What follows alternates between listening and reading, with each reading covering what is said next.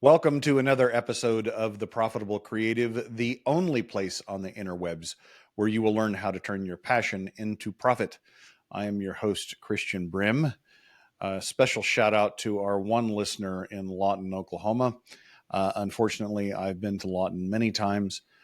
There's no reason to go to Comanche County unless you are in the Army or hiding from someone. There is a reason why they put Geronimo at Fort Sill. No need to go to Lawton. Anyway, joining me today, Robert Downey of simplybefound.com. Robert, welcome to the show. Hey, thank you for having me. I appreciate it. Have you been to Lawton, Oklahoma? No, but I know some people that was served inside of there. Yes. It is a fascinating place. The first time I was down there, I'm sitting in this office building and I just hear these big, I didn't know what the sound was, but the glass was rattling. And I'm like looking around and no one else is reacting. And I'm like, what is that? And they're shooting artillery. And I'm like, okay. All right. So those are big bombs that are blowing up. All right. Correct. Fine. Yes. Lots of people been through Fort Sill, but I don't think people choose to stay there. Anyway, Robert, I heard it's an interesting place, and I heard that it's a lot of fun if you're going there to play. And if you're in the armed services and allowed to play with all the big stuff that's there. So there's a funny story about that. When we were down there, we were talking to this retired Army sergeant, and he said, I'd been deployed 2 times to Iraq, and the only time I came under fire was in Lawton, Oklahoma. And I'm like, how is that? And he goes, well, I was at the bar at curfew at midnight throwing privates in the back of cabs, and some guy rolled up and started shooting. And I'm like, yeah, okay. Who knows? All right, Robert, tell us enough about Lawton, America. Tell us about Robert Downey and Simply Be Found. Well, I've been in marketing since 1995. I grew up in the small business world, and I've had the opportunity to sell businesses over to venture capital. I've done a lot of different things in my personal career. But Simply Be Found, we wanted to create a piece of software, a set of tools for business owners to use to be able to do their own marketing without having to hire big agencies. And we went out to solve that problem of the small business owner not having access to tools that were simple. And Dean Kaler, my other co-founder, he started off as a client of mine, and we ended up creating this off of a set of needs and necessity, right. I guess would be the right word to put into there. But Simply Found all started because of that. I mean, when I walked into his business, he was with my agency, and I said, hey, how are things going? This would have been January of 2020. He goes, things are going great. I mean, things are absolutely awesome. And I said, how's voice search working for you? And he goes, what the hell's voice search? And he picked up his phone and we did the whole thing. He searched Siri for his business. Sitting in his office, he didn't even come up. And he goes, you're thinking about creating a set of tools or a platform for that, aren't you? And I said, I am. I'm thinking about doing that again.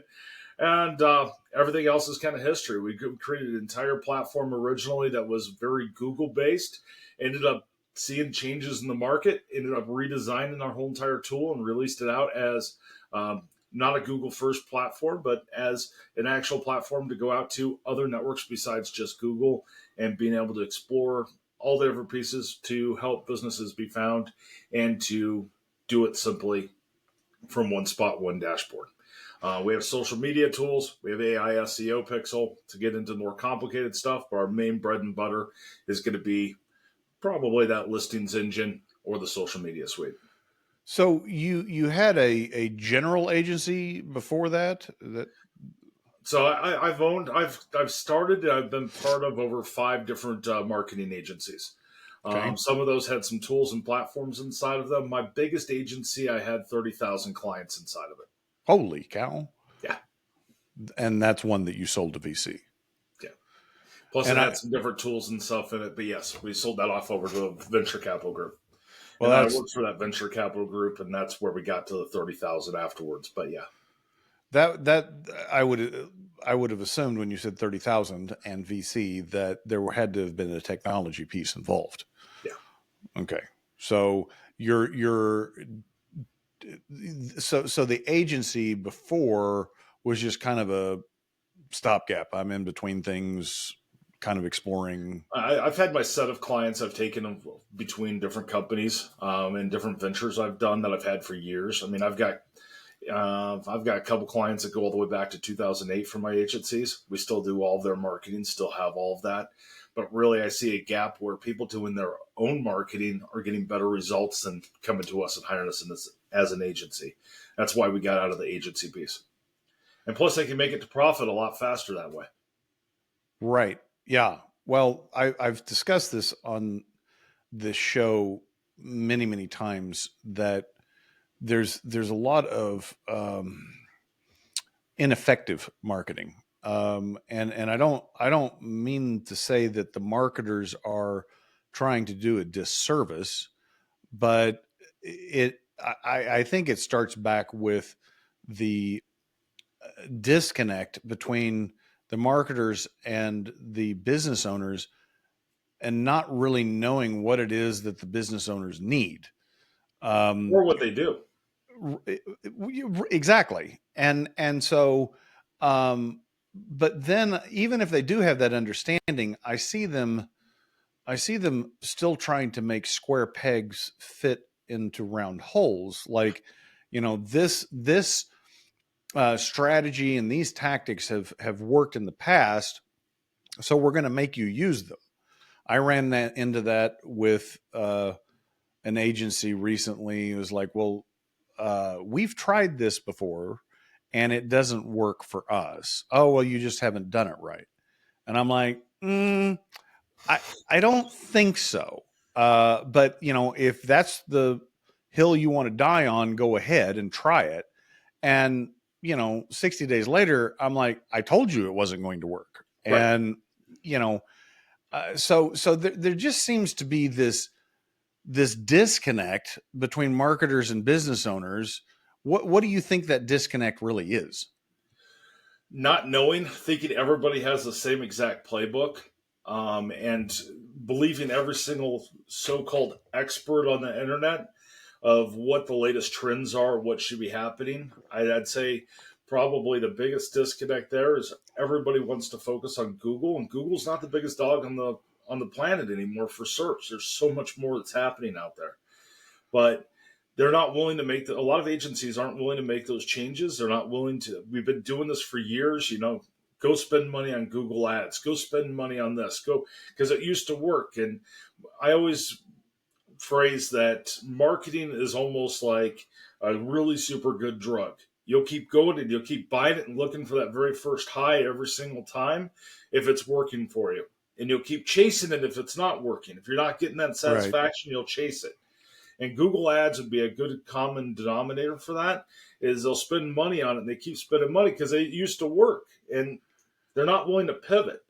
If you talk about some of the big agencies that are out there that aren't the one-man shops or one or two people inside of an agency, they are doing the same stuff, or they're getting kickbacks from different companies. You can get a kickback from Google, you can get a kickback from Bing for doing certain things. And that's where I was like, I don't agree with it. It's one major reason why we changed off of being Google first, is I knew they were going to change the rules of the what's called an API, which is how you connected to, say, Google Business Profile.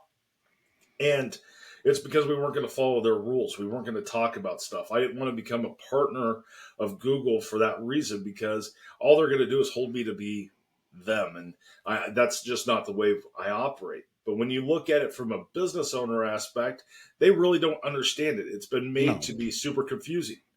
And Right. it really isn't that confusing. You're going to put your message out and that's it. Well, And you know your message better than anybody else. I I was at a marketing conference a couple of years ago, and it was right after ChatGPT had come out, and there was a lot of discussion around LLMs and this new technology. And one of the vendors there, or one of the participants there, was an old Google guy, had worked for Google, And I didn't know until then, until 2 years ago, about all of the churn that Google creates on ads. So, like, essentially, when they took out where you could blacklist sites for your ads, that they took that away from the average user Right. that was producing, you know, 30-40% erroneous traffic for these small business owners. Coca-Cola, they still got the blacklist. It was fine for the big customers, but for the average Joe, I didn't know that my ads were getting served, 1 in 3 times to some server farm in Manila. Like, I'm like, Yep.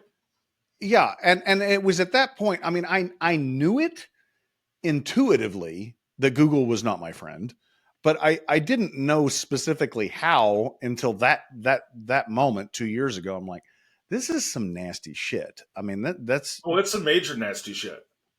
yeah. So what you said, Google's no longer the 800-pound gorilla. What's replacing it? It's a combination of things, and some of it happens to be Google products. So, I mean, there's things that are tied in. So you have multiple different pieces. When you look at the ecosystem of just local search or how any kind of search happens, everybody's pulling off of data points from each other. So if you look at a map of Right. it, we have it on our website. If you look at the map of it, it's connected all over the place. But you have ChatGPT that now has its own search function that can live inside of Chrome. It can live inside of Edge for a browser, so you can have it be your default search engine. It's pulling real-time data and analyzing it for you, and you can have a conversation with it. You have Gemini that's doing the same thing, which is a Google product. Then you have everything else that's in there. You got people using DuckDuckGo. You have Yahoo. You have voice search where people are using their voice versus using, typing it in the traditional way. You have a lot of different searches, so you have to make sure you're found absolutely everywhere because you don't know where that person's going to find you. And Right. everything inside of marketing is about touch points. It's no different than going to the lake and casting that pole out there. You might pass that same fish 5 times with that lure or that bait, but just that one time is that time that they're going to actually grab it and, you're going to catch that fish or hopefully catch that fish. But it's about those opportunities that are inside of there. Yeah, and from what I've read and the other industry experts I've talked to, it's not that there's a foundational change in what works. I mean, like, if you've got a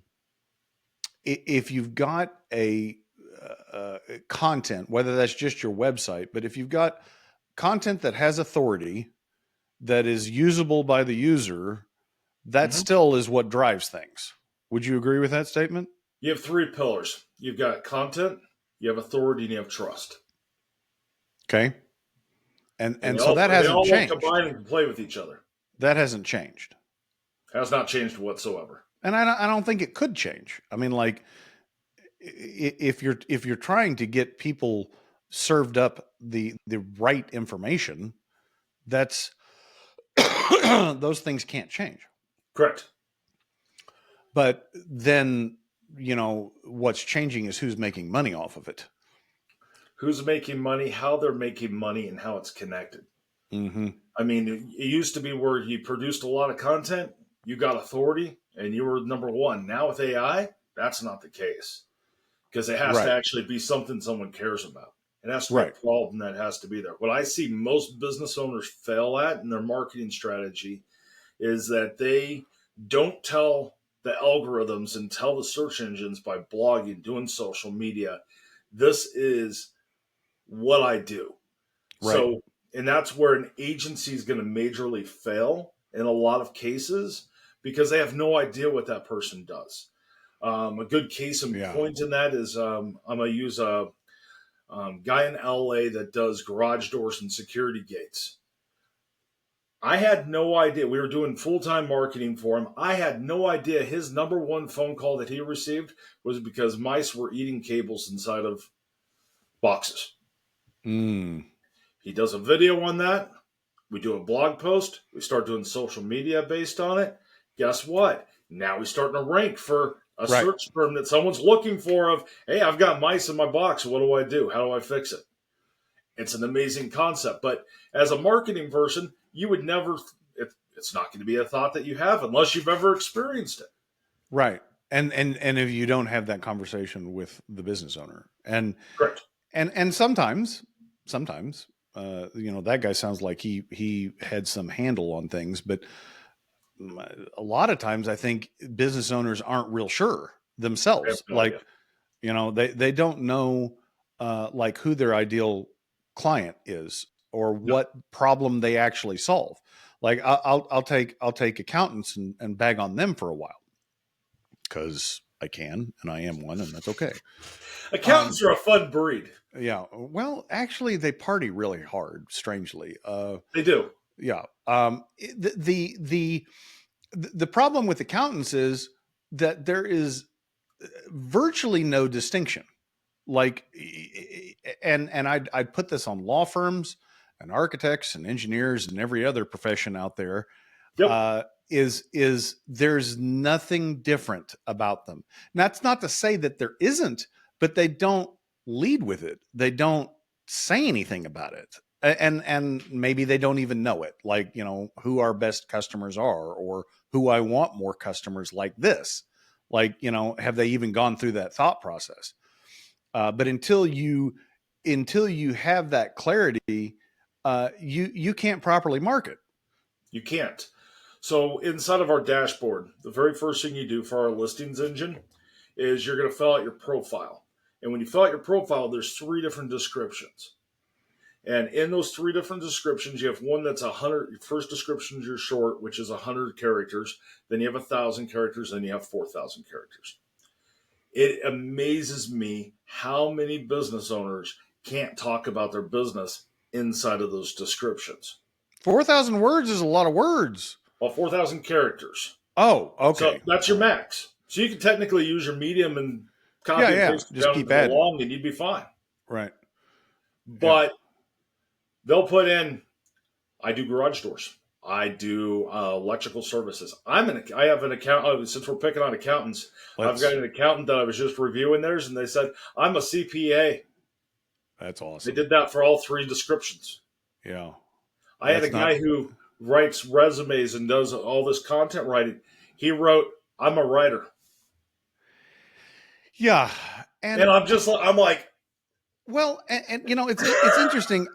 I've been on this entrepreneurial journey for a while, and I can tell you that one of our biggest problems in getting that level of clarity was it was completely self-imposed. It wasn't that we couldn't figure it out. right. It's that at the end of the day, we didn't want to figure it out because there was this perception that never really reached the level of conscious thought and speaking, was that by limiting our target and saying this is what we do, we're somehow going to miss out. That we're going to have to say that we're leaving all this other potential business on the table, right? But the reality is that you're never going to get to talk to anybody unless you have some type of specificity and clarity. I call that the death of being everything to everybody. Yes. And you can't be everything to everybody. Now with our descriptions, they can get into the chat, they can talk to a marketing coach, and we can go through and we can help them be able to work through this is what you should be talking about. It's one of those things to where you have to be able to say this is the problem I solve. And everybody wants to be sold, but nobody wants it to be Spanish. When it comes to anything inside of marketing, you have to be able to tell your story. And I'm a big believer that your customer is the hero, and you're the one that's going to help them get to where they want to go in their journey. And if you don't tell them that you can help them, you're going to left behind. It's kind of like if you confuse, you lose. 100%. And I think back to we'll go back and bag on agencies now. I think there was so much money to be made, back from 2000 on, that it didn't really require them. I mean, they had to be good at the technical aspect of it. Right. but what has happened is that the technical aspect is pretty much automated anymore. Like It is. you can't juice the engine anymore. And so you're no different than anybody else. You are. You're a commodity. Yes. Right. It's what you turn into. I mean, we work with a lot of agencies that use our system to be able to go out, but it's one of those things to where, I mean, I remember back in the day when I could charge 20K for a website Right. because it wasn't hard to do. Now we could take the the AI SEO pixel that we developed, we could put it inside of that Wix or that GoDaddy site that they went through, they drag and dropped it and created on their own. It is nothing more than a business card with a lot of data points on it. Right. And you can take that data and you can turn it into advertising. We can go through, we could tweak out that message and be able to make it to where it's going to rank higher by doing the SEO side. But really, it's turned into where it's automated more than it ever has been, which is why we can do it for the price we do it at. Right. Do you know Dennis Yu? The name sounds familiar, but I'm not picturing it. Blitz Metrics. He's the one that codified the $1 a day for social advertising. I think I've seen some stuff, but I really don't. I mean, I don't know him personally. No. Okay. Well, it's exactly that on the social platform, where it's like you can guess what's going to work with the algorithm, but why bother? Just put it out there and let the algorithm tell you if it's working. Like you don't need to be smarter than the machine. Just let the machine tell you. Well, with our social media suite, I mean, you pop it up, you can enter in, you can write your message in, you can say correct with AI, it'll go in, it'll look at it from that aspect, look at your profile, what's worked, what hasn't. It'll make a recommendation of this is what you should say on this network. Then you can go to the next network and do the same thing and schedule them all out. Because I'm a big believer that the message you do inside of Facebook is different than the message you do on X or Twitter versus LinkedIn versus doing YouTube versus doing each of those networks. That person, even if it's the same person that's going to go to each of them, they're in a different mindset when they come to it. Yes. Gary Vee probably said that the best out of anybody. They're in a different mode when they go to Facebook than when they're on Twitter. It just is what it is. When they're on Twitter, they're looking for news, which is kind of a very interesting dynamic that has shifted over the last 3 or 4 years. Yeah, and when they're on LinkedIn, they don't want to see cat videos. Correct. You know, they're in business mode, right? And each of these platforms have kind of twisted and changed. If you go back and you look at the history of YouTube, do you know what YouTube started as? I think I knew at one point, but I've forgotten. It started as a dating app. Oh, okay. And then it started getting majorly used by escorts inside of Nevada. And one of them shared a cat video, and then YouTube turned into what YouTube is today. There you go. Well, you know, it's kind of like Facebook's origin story was seeing which chicks were hotter. There's, you just got to figure out how Simply Be Found connects people for sex, and then it'll just rocket. I don't know how. We've been confused as a dating app before. I had someone on chat this weekend that wanted to find out how I can match them to the right person and use their data to be able to find their mate. Robert, you may be missing out on something. I don't know.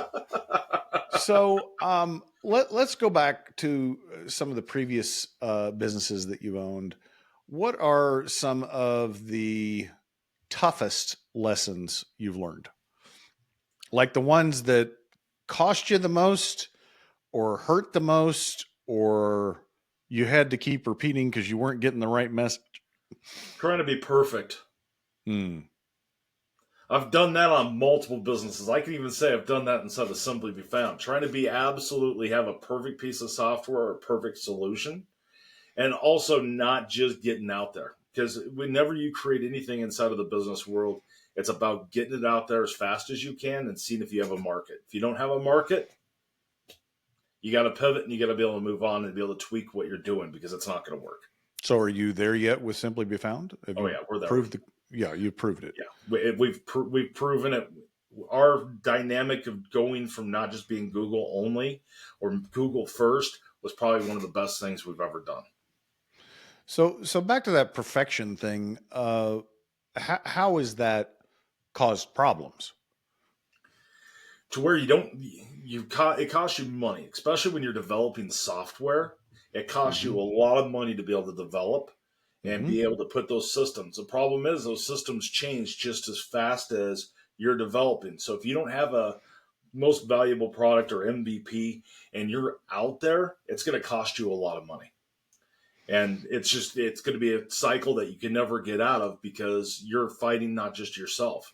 I mean, if we look at Simply Be Found, we work with over 800 different networks on our listings engine.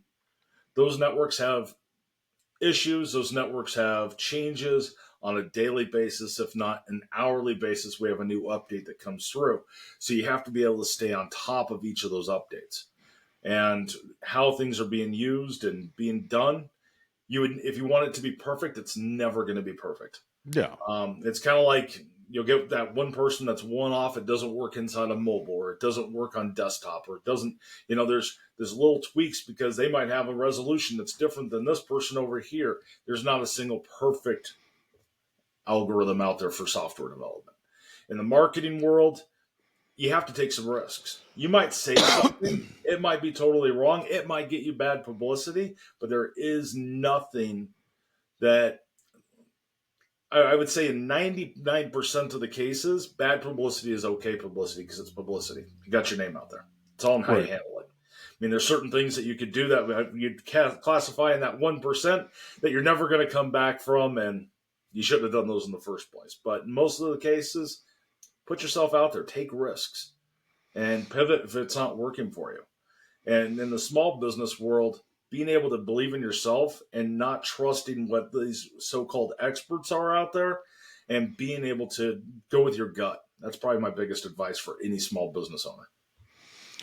Yeah, there's this concept that I don't remember where I learned it, but it wasn't my idea, of knowing enough, and I think that's what has cost me a lot of money over the years, specifically around marketing, is that it was like, well, I have this problem, I'm just going to throw it on your plate and you fix it, right? Right. But not having enough knowledge about what is possible or what is potentially going on so that I can monitor or hold accountable the people that are doing that. For a long time, a lot of it is what I just referred to as a black box. I don't know what goes on in there. Yeah. Um, and that's a dangerous place to be as a business owner, because you can be taken advantage of. Uh, but even if they're not trying to take advantage of you, you really don't know whether they're doing their job correctly or not. And guess what? Most of these marketing companies are going to give business owners, you got this many likes, you got this many comments, you have this many people following you. Are they the right people? Who's Right. liking? Who's doing that? And Right. I've never had any of my bills ever paid by likes and comments. No. And at the end of the day, if you were going to boil it down in some form or fashion, the business owner wants leads, calls, Actionable results that you can put your hand on. And they right. want money in the bank account. Now, them keeping it in their bank account, that's a whole different story. That's on them. Right.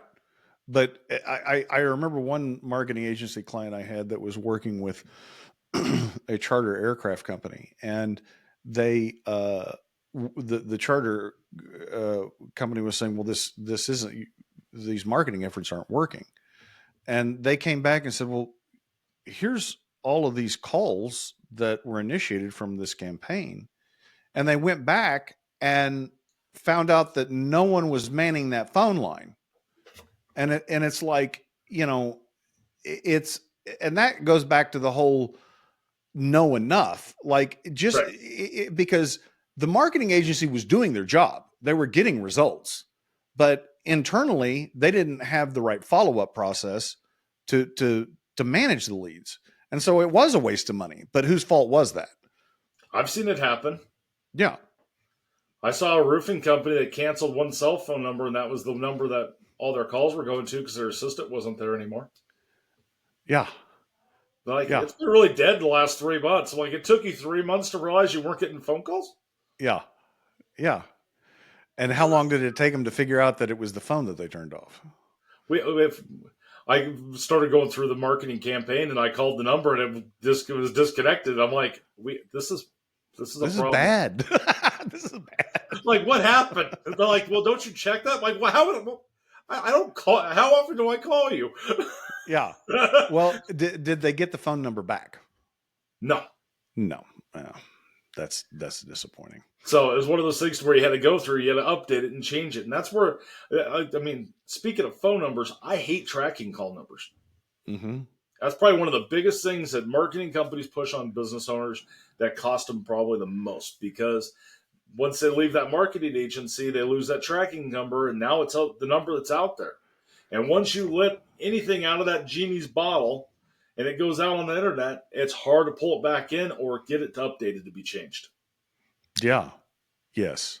I know that from experience, trying to hunt down numbers. Like, where in the hell is this number showing up? Like, people are calling this number, but I have no idea where it shows up in the world. I don't know where they're getting it. I had people calling my personal cell phone for Simply Be Found a couple of weeks ago, and I'm like, how'd you get that? Well, happened to be in one spot, happened to be on my LinkedIn profile, and they started calling it off of that.